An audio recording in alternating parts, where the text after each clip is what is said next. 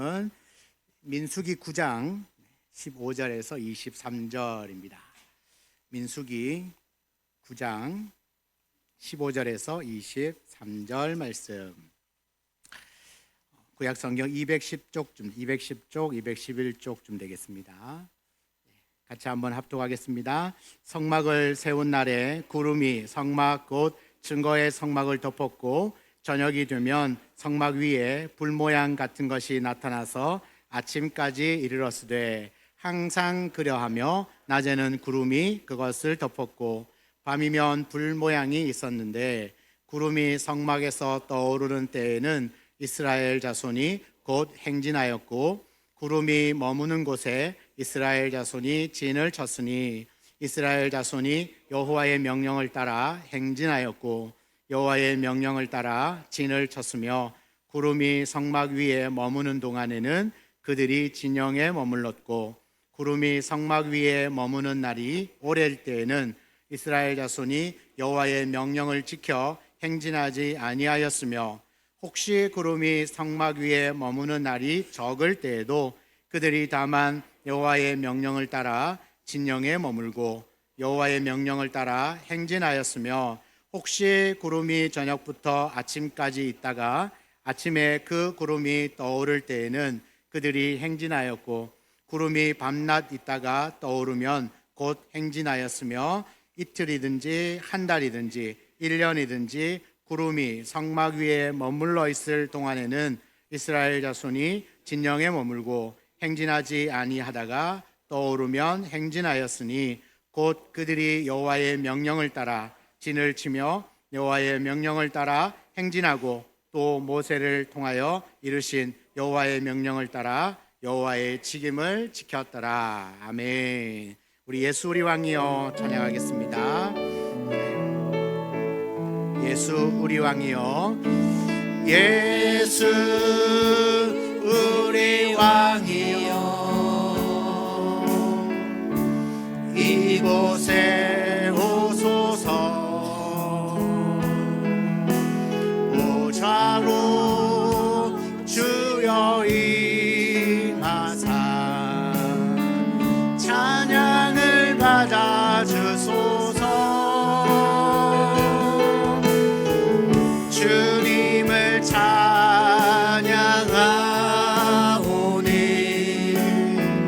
주님을 경배하오니 왕이신 예수여 오셔서 좌정 항상 다스리소서. 주님을 찬양합니다. 주님을 찬양하오니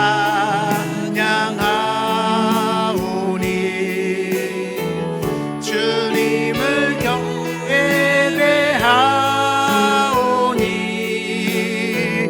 왕이신 예수여 오셔서 좌정 항상 다스리소서.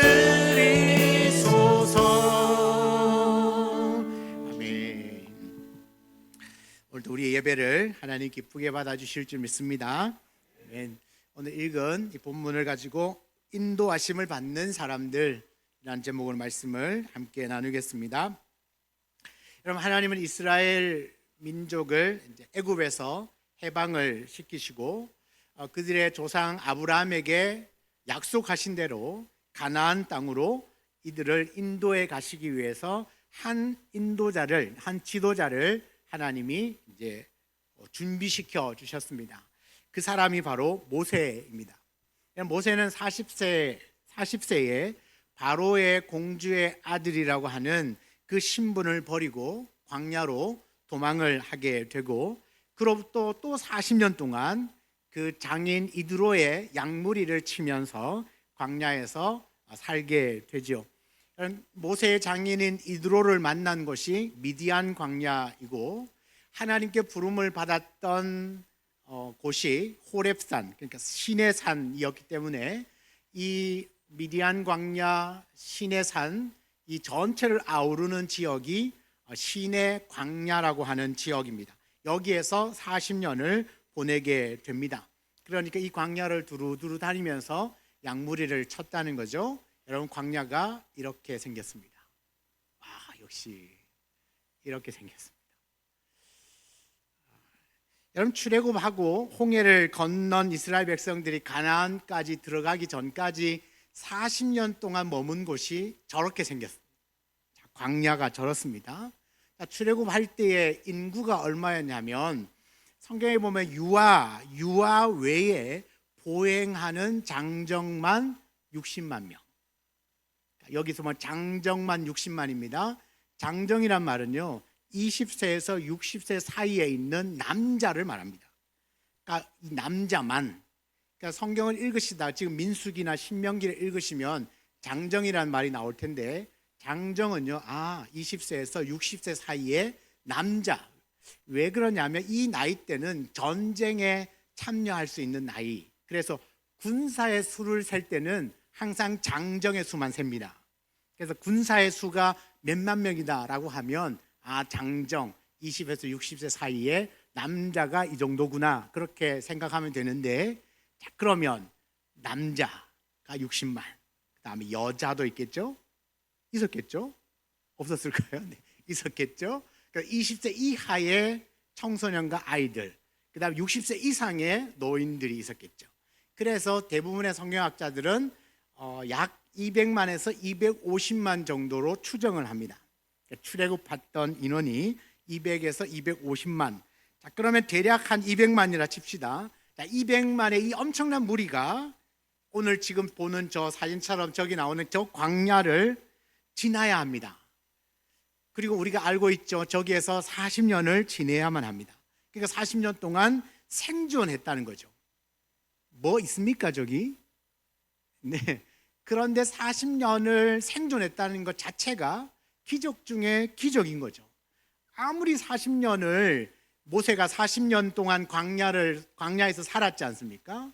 모세가 저 광야 구석구석을 안다 하더라도 200만 명이나 되는 이 엄청난 무리를 이끌고 그들을 먹이고 재우고 입히고 마시고 생활하도록 만드는 데는 분명히 불가능하다는 겁니다.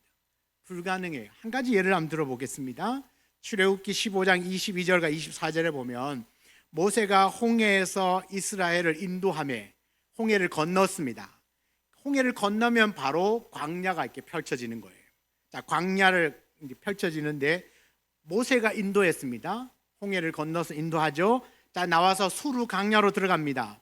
사흘 길을 걸었는데 물을 얻지 못했습니다. 마라에 이르렀더니 그곳에 물이 써서 마시지 못하겠으므로 그 이름을 마라라 하였더라. 백성이 모세에게 원망하여 이르되 우리가 무엇을 마실까?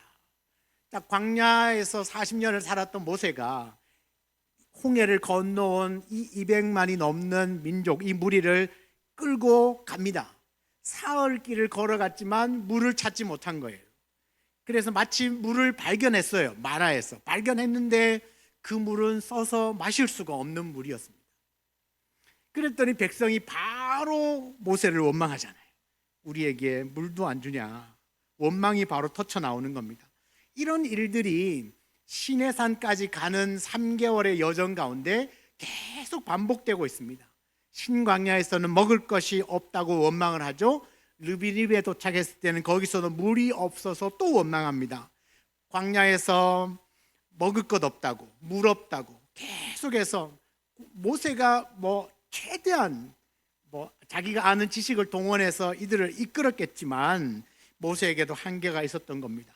좀 안다고 여겼지만 이 200만이 생존하기에는 너무나 모세에게도 한계가 있고 이 지리적인 한계도 있었습니다. 그때마다 하나님이 적절하게 개입하셔서 이 모든 문제를 하나하나 하나님이 해결해 주셨습니다. 자, 마라의 쓴물을 단물로 하나님이 바꾸어 주셨죠. 그리고 조금 지나서 엘림이라고 하는 오아시스를 만나게 해 주었어요. 그래서 잠시 마음껏 물을 마시고 쉴 수 있도록 해 주었죠. 먹을 것이 없다고 아우성치니까 만나를 내려 주셨습니다. 고기 사이에 낀 이빨을 이쑤시개를 좀 쑤시고 싶다. 그랬더니만 하나님이 메추라기를 보내어서 고기를 먹게 해주셨습니다. 그러니까 이 광야를 지나는 동안 하나님이 먹이시고 하나님이 물을 마시게 하시고 하나님이 그 안전을 다 지켜주셨습니다. 돌보아 주셨다는 겁니다. 그래서 이스라엘은 광야를 지날 수 있었던 겁니다. 많은 사람들이 이런 이야기를 합니다. 사람의 인생을 광야와 같은 인생이다 라고 합니다. 왜 그랬을까요? 왜 사람이 살아가는 인생을 광야 같은 인생이라고 했을까? 딱 한 가지는 뭐냐? 여러 가지 이유가 있을 수 있겠는데 제가 생각했을 때 왜 우리를 광야 같은 인생이라고 표현할까? 답은 하나님 없이는 살 수 없기 때문에. 광야는 아까 보셨다시피 하나님이 돌보시고 하나님이 이끌어 주시고 하나님이 공급해 주지 않으면 살 수 없는 곳이 광야입니다. 광야는 힘들고 어렵고 춥고 덥고 온갖 들짐승들의 위험이 있는 아주 위험한 곳이지만 하나님과 함께하면 가장 안전한 곳이 광야입니다. 그러니까 우리의 인생을 살아가는 동안 수많은 문제와 어려움과 힘듦과 역경과 고난들을 당하겠지만 하나님이 함께 하시면서 인도해 주시면 가장 안전하고 가장 평안하고 가장 큰 은혜가 있는 줄 믿습니다. 그래서 고난이 중요한 게 아니라 그 고난의 현장에서 하나님과 함께하고 있는가. 내가 광야 같은 인생, 와, 나는 뭐가 이렇게 없노? 자꾸 사투리 쓰면 안 되는데 뭐가 이렇게 없는가? 왜 나는 없냐? 왜 이렇게 부족하냐? 그런 아무리 살펴봐도 아무것도 없는 것 같아도 하나님이 계시면 그것이 가장 안전하고 가장 풍성하고 가장 은혜로운 공간인 줄 믿습니다. 보세요. 물이 써서 못 마시니까 하나님이 그걸 단물로 바꿔버리잖아요. 그리고 그 광야를 지나는 중에 엘림이라고 하는 오아시스를 만나게 해요. 그냥 우리가 목말라 죽도록 내버려 두시는 것이 아니라 필요할 때마다 물 웅덩이를 준비하시고 필요할 때마다 오아시스를 준비하시고 그래서 우리가 지치려 할 때 물을 막 마시게 하고 배고플 때 먹을 것을 주어서 하나님 그 광야도 무사하게 통과하게 만드시는 거죠. 그러므로 하나님의 인도하심을 따라 살아가는 사람이 가장 복된 인생이라는 사실을 믿으시기 바랍니다. 그래서 생각할 때 나는 왜 이렇게 광야 같은 삶을 사냐 원망하는 게 아니라 원망하는 게 아니라 광야 같은 인생이라고 여겨주시면 오히려 더 그러면 내가 하나님만 의지하면 되겠구나, 하나님만 따라가면 살겠구나 라는 생각을 하시면 틀림이 없을 것 같습니다. 오늘 본문 안에서 그럼 하나님은 이 광야에서 살고 있는 광야 이스라엘 백성들을 그럼 어떻게 인도하고 계시는가?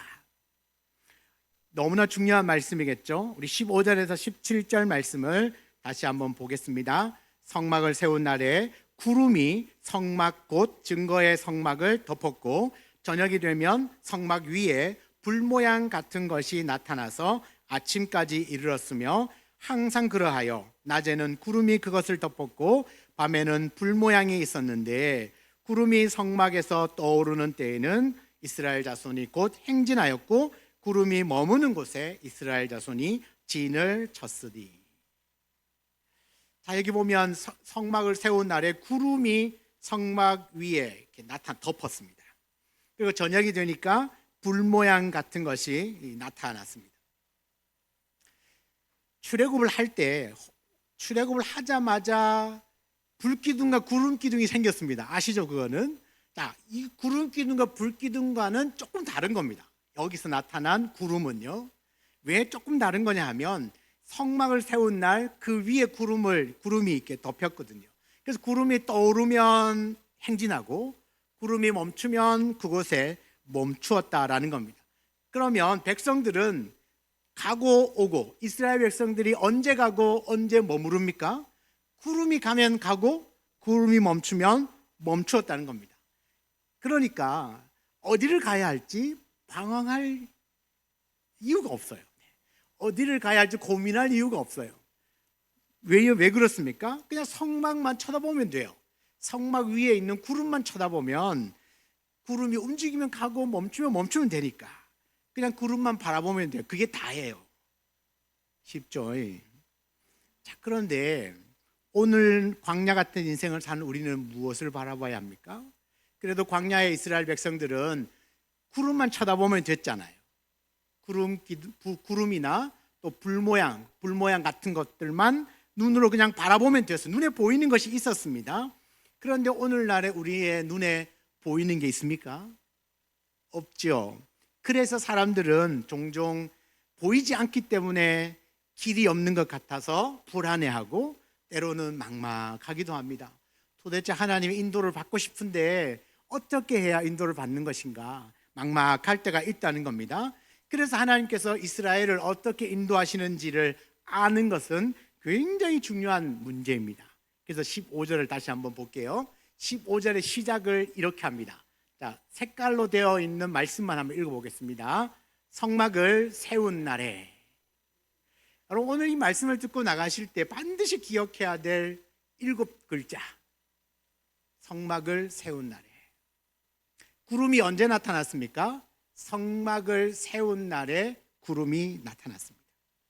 그러면 성막은 어떤 곳입니까? 성막은 이렇게 생겼습니다.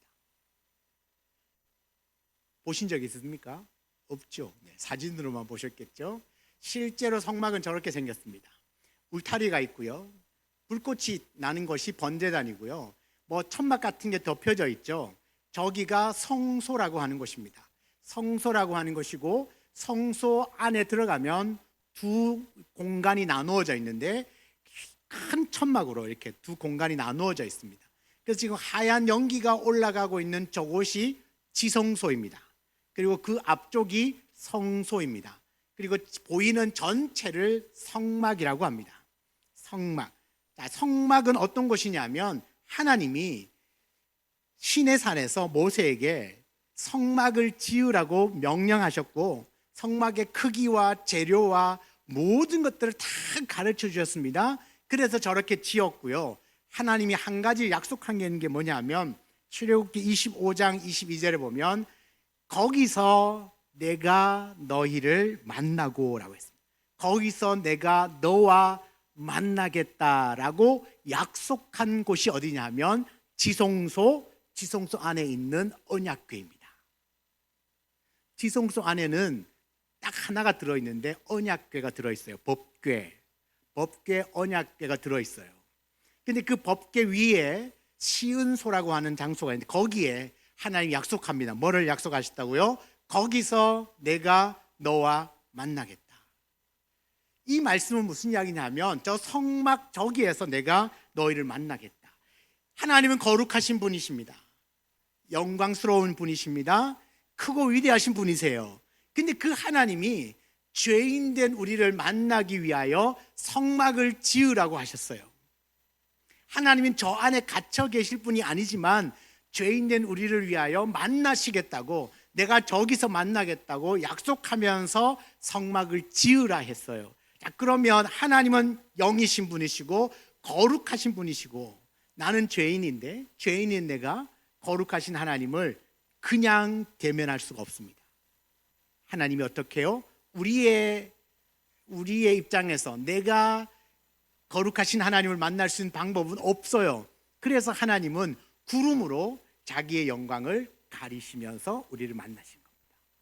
성막이 세워진 날 거기에 구름이 임재하셨다. 구름이 떠올랐다는 이야기는 하나님이 거기에 영광 중에 임재를 하셨고 그 다음에 그 영광스러운 하나님을 우리와 만나시기 위하여 스스로가 구름으로 자기의 영광을 가리시면서까지 우리를 만나 주시기를 원하셨다라는 겁니다. 성막은 하나님이 우리를 만나 주시는 유일한 장소, 거룩하게 구별된 장소가 성막이었습니다. 17절입니다. 구름이 성막에 떠오르는 때에는, 구름이 성막 위에 떠올랐다는 말은 무슨 이야기죠? 그러면 하나님이 거기에 임재하셨다는 뜻입니다. 구름이 떠올랐습니다. 그때 이스라엘이 행진을 시작합니다. 그리고 구름이 머물면 거기에 진을 치고 멈춰섭니다. 이스라엘의 가고 서고가 구름이 움직이고 멈추는 데 따라 달려 있습니다. 그 구름은 그러니까 하나님의 임재의 상징이 되는 것이죠. 여기서 중요한 것은 이 구름 기둥과 불 기둥이 구름과 불기둥 모양 같은 것이 언제 생겼냐는 겁니다. 언제 생겼다고요? 7글자 기억하라고 그랬죠. 뭐요? 성막을 세운 날에. 구름이 언제 떠올랐다고요? 성막을 세운 날에. 성막이 세워지자 그 성막에 하나님께서 임재하셨다라는 겁니다. 성막은 하나님을 만날 수 있고, 그 성막에서 뭐가 이루어집니까? 예배가 이루어지는 겁니다. 그러니까 오늘날 우리에게 성막이라고 하는 장소는 없습니다. 저런 모양을 갖고 있는 성막이 없어요. 있을 필요가 없습니다. 왜냐하면 예수 그리스도께서 십자가에서 죽으시면서 지성소와 성소를 나누었던 그 휘장을 다 찢어버리셨기 때문에 그 공간에서만 만날 수 있던 하나님이 그리스도의 십자가의 은혜로 말미암아 이제는 누구든지 그리스도 이름을 통하면 다 만날 수 있는, 언제든지 어디서든지 만날 수 있는 크고 놀라운 길을 우리에게 열어놓으셨어요. 누가요? 하나님의 아들 예수 그리스도께서. 그래서 우리에게 장소적인 개념으로 성막은 존재하지 않지만 여전히 하나님을 만날 수 있는 방법은 우리에게 있다. 뭘까요? 예배입니다. 예배. 우리는 이 예배를 통하여서 하나님을 만납니다. 예배를 통하여 하나님을 만나는 건 성막에 하나님이 임재하여 주셨던 것처럼 성막의 가장 첫 번째 존재 목적은 예배였거든요. 제사였거든요. 그 예배 가운데 하나님이 임재하십니다. 오늘날도 마찬가지입니다. 예배하는 가운데 하나님이 거기에 임재하시고, 하나님은 그 예배를 통하여 우리의 삶을 인도해 가기를 원하시는 줄 믿으시기 바랍니다. 그래서 하나님의 인도하심을 바라는 사람은 우리의 삶에 가장 먼저 세워야 할 부분이 예배입니다. 그래서 많은 사람들이 이야기를 합니다. 예배가 무너지면 다 무너지는 겁니다. 예배가 세워지면 모든 것이 세워질 수 있습니다. 어쩌면 성도들의 삶에서 예배가 전부라고 해도 과언이 아닙니다. 왜냐하면 그 예배를 통하여 하나님을 만나고 예배를 통하여 하나님의 인도하심을 받기 때문에 그렇습니다. 그래서 예수님께서 예배를 드리기 위하여서는 어떻게 예배를 드려야 되는가, 이 예배를 우리에게 가르치기 위하여서 한 가지 일을 하셨는데, 어떤 일을 하셨냐면 사마리아라고 하는 동네를 지나가시다가 그 사마리아 지역에 있는 수가라고 하는 동네에서 한 여인을 만납니다. 사마리아라고 하는 동네는 유대인들은요, 그 사마리아 사람들과 상종하지 않았기 때문에 똑바로 갈 수 있는 길도 돌아갔어요. 그만큼 사마리아는 유대인들이 지나가지 않습니다. 근데 예수님은 그 지역을 지나갑니다. 그리고 수가라고 하는 동네에서 한 여인을 만납니다. 이 여인은 어떤 여인이냐면 너무 예배하고 싶어하는 여인이었습니다. 그런데 그 당시 사람들은 예배하면 예루살렘에 올라가서 예루살렘에 있는 성전에서 예배를 할 수 있다고 믿었어요. 그렇게 알고 있었습니다. 그러니까 예배를 하려면 다 예루살렘에 올라가고 예루살렘에 있는 성전에 들어가야만 예배를 할 수 있다고 생각했기 때문에, 그럼 이 사마리아 사람은 예루살렘 성전에 들어갈 수 있어요, 없어요? 못 들어가죠. 예배는 너무너무 하고 싶은데 성전에 들어갈 수가 없으니까 예배를 못 드리는 거예요. 질문을 합니다. 너무 예배하고 싶은데, 우리 조상들은 이 산에서 저 산에서 예배한다고 하는데 도대체 나는 어떻게 예배해야 됩니까? 그랬더니 주님이 이렇게 말씀하십니다. 요한복음 4장 23절에 아버지께 참되게 예배하는 자들은 영과 진리로 예배할 때가 오나니 곧 이때라. 아버지께서는 자기에게 이렇게 예배하는 자들을 찾으시느니라. 예수님께서 예배를 말씀하시는데 예루살렘 성전에 올라오라고 말씀하지 않습니다. 너가 예배를 드리고 싶다면 장소와 공간이 중요한 게 아니라 영과 진리로 예배하면 된다고 말합니다. 이 영과 진리로 드리는 예배가 어떤 예배이겠습니까? 장소, 시간보다가 하나님께 초점이 맞추어진 예배입니다. 하나님께 초점이 맞춰진다는 건 나의 시간, 나의 에너지, 나의 물질, 나의 마음, 나의 정성, 나의 신령, 나의 생각, 나의 모든 전인격이 다 하나님께 집중되어지는 거예요. 그래서 우리가 예배의 자리에 있으면 세상은 온데가 없고 구속한 주만 보이고 그 주님만 생각되어지고 하나님만 생각되어지는 예배가 진짜 예배이지 않겠습니까? 하나님께 내 모든 것들을 다 드리는 예배, 그 예배를 의미합니다. 그 예배를 통하여서 하나님은 임재하시는 줄, 그리고 우리를 인도하여 주시는 줄 믿습니다. 성막이 세워진 날 하나님의 영광의 구름이 생겼고요, 그 구름이 이스라엘 백성들을 인도해 가셨습니다. 마찬가지로 우리가 영과 진리로 예배할 때 하나님의 인도를 분명하게 알 수 있게 되고 인도하심을 받게 됩니다. 그래서 하나님의 인도를 받고자 하는 사람은 반드시 예배자가 되어야 합니다. 하나님이 언제 인도하셨습니까? 이스라엘을 인도하셨습니까? 성막이 세워지던 날에 하나님이 그곳에 임재하시고 그들을 이끌어 가셨다. 예배가 세워질 때 하나님이 거기 임재하시고 그 백성을 하나님이 이끌어 가신다라고 하는 사실을 믿으시기 바랍니다. 기억하십시오. 뭘 기억하라고요? 성막이 세워지던 날에. 바꾸면 뭐라고요? 예배가 온전하게 드려지던 날에. 그러면 하나님의 인도하심을 받은 백성들은 어떻게 반응을 했는가? 하나님이 구름으로 이제 이끌어 가실 때 이스라엘 백성들은 어떻게 반응을 했는가? 17절과 23절 말씀 안에서 보면 이 구름과 불 모양 같은 것들을 바라보면서 그대로 따라 움직였습니다. 17절과 23절 이 본문 안에 무려 7번이나 반복하고 있는 구절이 있습니다. 그게 뭐냐면 여호와의 명령을 따라, 여호와의 명령을 지켜라고 하는 말씀입니다. 하나님의 인도를 바라는 성도들, 바라는 사람들에게 먼저 기억해야 될 게 뭐냐면 여호와의 명령을 따라야 한다는 거죠. 그러니까 하나님을 따라가도 되고 안 되고의 문제가 아니에요. 반드시 따라가야 합니다. 이 인도하심은 은혜인 동시에 하나님의 엄중한 명령이라는 겁니다. 그래서 하나님의 인도하심을 구할 때 그 명령에 내가 전적으로 순종하며 따르겠다라고 하는 분명한 믿음의 태도가 있어야 됩니다. 실제로 하나님의 인도를 구하면서 사람들은 자기가 원하는 것만, 내가 할 수 있는 것만 취사 선택해서 따를 때가 있습니다.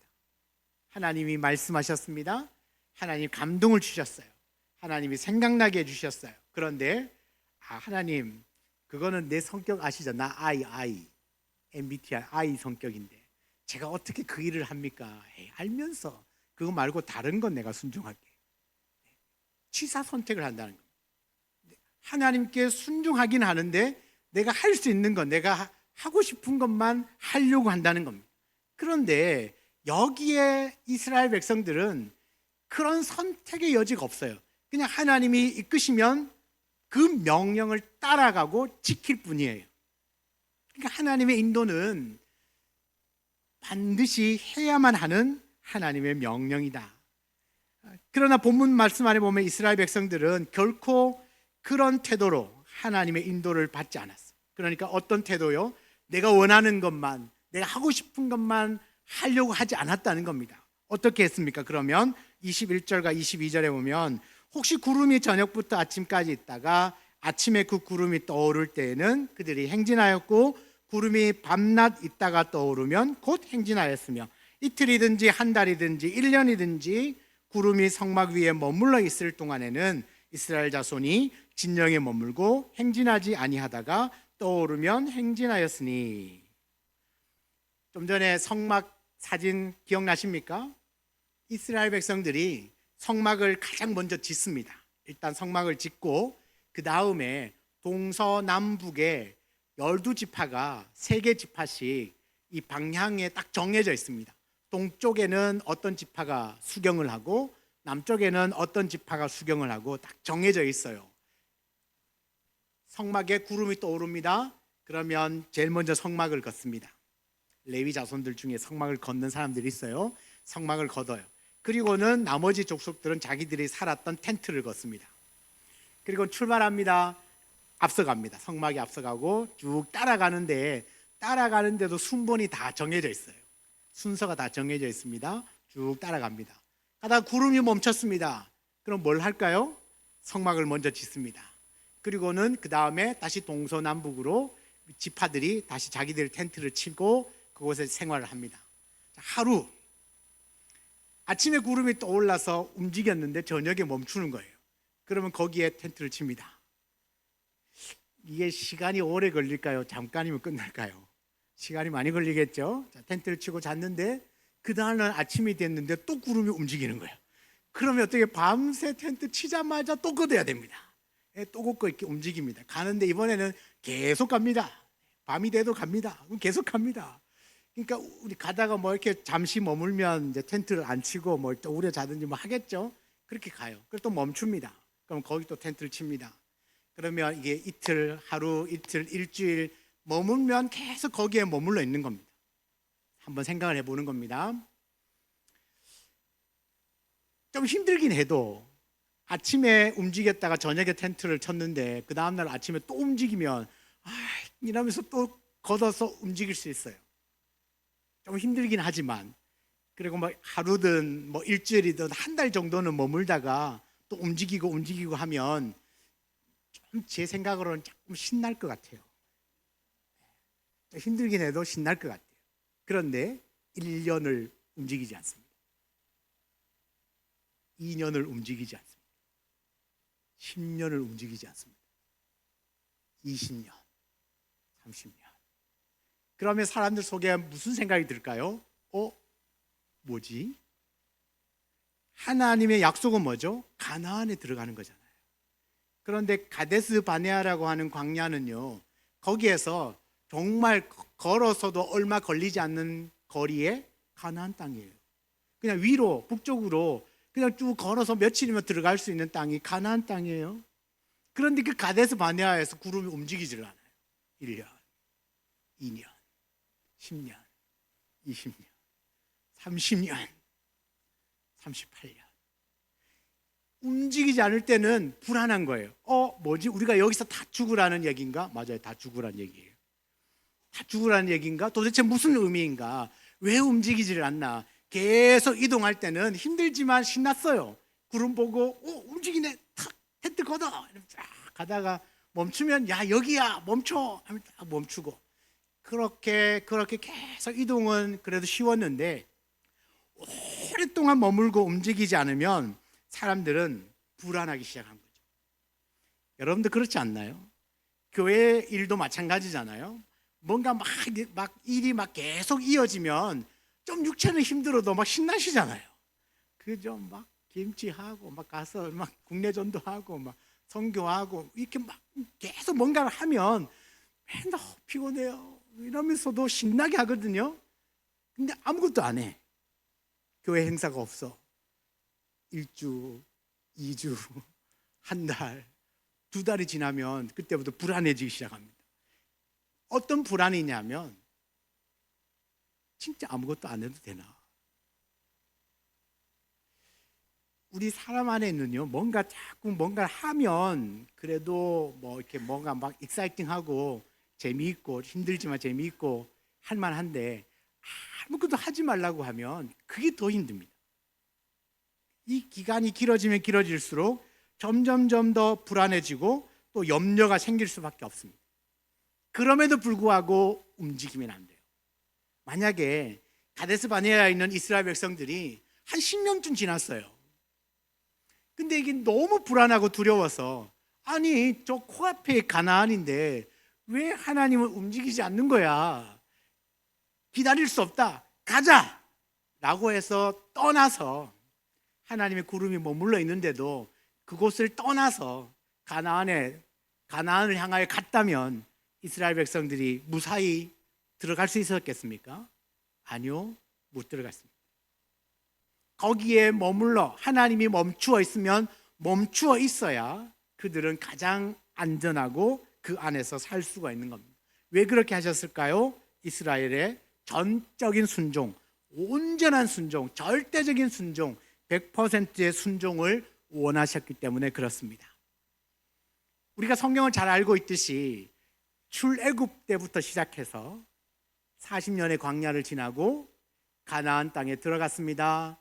땅을 정복하는 모든 과정에 이스라엘 백성 자기들의 능력으로 한 게 있습니까? 잘하네, 그죠? 너무너무 잘하시네. 자기의 능력으로 한 게 아무것도 없어요. 다 하나님이 앞서 가셔서 다 하셨고, 하나님이 끌어주시면 그곳에 가면 됐고, 하나님이 하라 하면 그대로 되는 거예요. 하라 하면 하는 대로, 시키는 대로 하면 여리고도 무너지고 강도 갈라지고 바다도 갈라지고 막 그래요. 막 하늘에서 갑자기 막 해도 멈추고, 하나님이 하라는 대로만 하면 그들에게는 가장 안전한 길로, 가장 복된 길로 언제나 이끌어 주셨거든요. 그러면 이스라엘에게 필요한 것이 뭘까요? 전적인 순종입니다. 그냥 믿고 따르면 되는 겁니다. 혹시 불안하고 두렵고 염려가 생기고 이래도 괜찮나? 이렇게 아무것도 안 해도 되나? 라는 생각이 들어와도 하나님이 감동을 주실 때까지, 하나님이 큰 물밀듯이 모든 사람들의 마음에 큰 은혜를 주시고 막 동력을 불어넣을 때까지, 그때까지 기다릴 수 있어야 돼요. 그게 믿음이거든요. 그게 믿음이에요. 이스라엘은 구름을 보고 움직이지만 오늘날 우리는 구름이 없기 때문에 매주마다 뭐가 있습니까? 예배가 있어요. 예배를 계속 들여다보면 하나님께서 동일한 마음, 동일한 생각, 동일한 비전을 주시고 그 비전을 향하여서 힘있게 달려가게 하는 것입니다. 광야는 우리가 알다시피 사진에 본 것처럼 동서남북을 분간이 잘 안 됩니다. 어디를 가야 물을 구하고 양식을 구하는지, 어떤 길로 가야 이 광야를 통과할 수 있는지 잘 알지를 못해요. 그러나 가장 잘 알고 계시는 한 분이 계십니다. 하나님이세요. 왜냐하면 그분이 만드셨거든요. 그분이 최고의 가이드시기 때문에 그 가이드를 따라가면 광야도 무사하게 통과합니다. 우리가 살아가는 인생이 아무리 광야 같은 인생이어도 하나님의 인도만 받으면 무사히 그 광야를 통과합니다. 힘들지요. 어려울 때도 있습니다. 그러나 하나님은 항상 어려움만 주는 것이 아니라 엘림이라고 하는 오아시스도 주셔요. 도저히 안 될 것 같아도 르비딤에서는 반석을 쳐서라도 물을 내어 우리를 마시게 하시는 분이 하나님이라는 사실을 꼭 기억할 수 있기를 바랍니다. 오늘 말씀을 마무리하면서 제가 떠오르는 한 가지 말씀이 있었습니다. 그게 어떤 말씀이냐면 시편 23편입니다. 여호와가 나의 목자이시니 나는 누구다? 나는 양입니다. 여호와가 목자고 나는 양입니다. 그런데 말씀은 뭐라고 말하죠? 그가 나를 푸른 풀밭으로 인도하시고 쉴만한 물가로 인도해 가요. 그가 나를 푸른 풀밭, 쉴만한 물가로 인도해요. 다시 누가요? 그가, 하나님이, 그리스도가 우리를 푸른 풀밭과 쉴만한 물가로 인도하세요. 양이 풀밭을 찾아가는 건 절대 아니에요. 양은요 돌대가리거든요. 못 찾아갑니다. 풀밭도 못 찾고요, 물도 못 찾아요. 그런데 누구를 따라가면 풀과 물을 공급받을 수 있습니까? 목자요, 목자. 광야에서는 목자를 놓치면 죽는 겁니다. 사실 우리가 광야 같은 인생을 산다고 인정하신다면 이 광야길에 누구를 놓치면 안 돼요? 하나님, 그리스도 예수를 놓치면 살 수가 없어요. 그러면 그 그리스도 예수를 붙잡고 그리스도 예수의 하나님의 인도하심을 받을 수 있는, 항상 그 안에 살아갈 수 있는 방법이 뭐라는 겁니까? 예배입니다. 7글자 성막이 세워진 날에, 예배가 세워질 때 하나님이 그 예배 가운데 임재하시고 우리의 인생을 이끌어 가신다라는 말씀이죠. 그러면 인생이 가장 복된 인생이 뭐냐? 목자를 알아보고 목자를 따라가는 겁니다. 우리의 목자가 누구이십니까? 그리스도 예수. 신약 성경에도 말합니다. 우리의 목자장이 되시는 그리스도. 우리는 그 그리스도를 따라갈 때가 가장 복되고 가장 안전하고, 또 광야길을 지나는 동안에도 모든 것을 공급받고 가장 필요를 채워주실 수 있는, 채워가면서 광야를 지날 수 있는 그 유일한 방법은 목자의 인도를 받아 살아가는 것입니다. 성도 여러분, 하나님의 인도하심은 예배가 바로 세워질 때 가능합니다. 그러므로 하나님의 인도하심을 받는 사람은 영과 진리로 예배하는 자가 되어야 합니다. 전심으로 예배하는 것이죠. 전심으로. 오늘 이 드리는 예배 가운데 누가 임재하셔요? 하나님이 임재하신다. 그래서 여러분이 성전에 올라오실 때 무슨 생각을 하면서 올라오면 좋겠느냐? 나 오늘 성막을 세우러 간다. 성막을 세우러 간다. 성막은 어떤 곳입니까? 하나님을 만나는 곳, 하나님의 임재가 있는 곳. 내가 성막을 세우면 하나님을 만나고 인도를 받을 수 있는 겁니다.